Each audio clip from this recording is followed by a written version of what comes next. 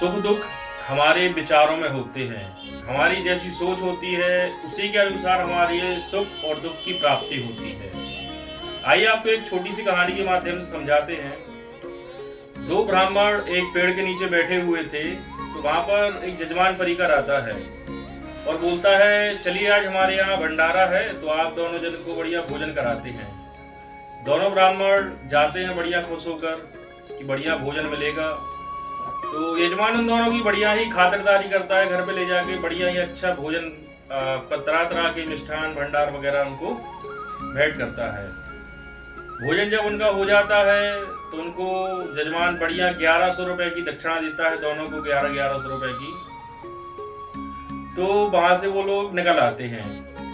इसके बाद एक जो ब्राह्मण था वो बढ़िया हंसते खेलते नाचते गाते झूमते हुए आ रहा था भगवान का जप करते हुए, और एक जो ब्राह्मण था वो बड़ा ही दुखी मुंह लटकाए हुए आ रहा था। रास्ते में एक व्यक्ति मिलता है और उनसे पूछता है कि क्यों पंडित जी आप इतने नाचते गाते खुश होकर क्यों जा रहे हो।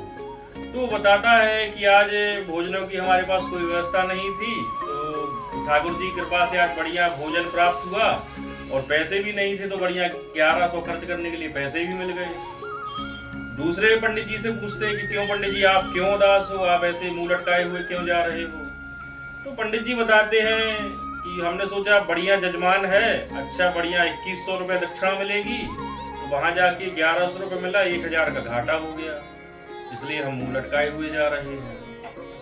इस कहानी से सीख ये मिलती है कि दोनों का स्वागत एक ही प्रकार का हुआ, दोनों को 1100 रुपए मिले और बढ़िया भोजन पानी मिला, लेकिन एक दुखी है और एक सुखी है।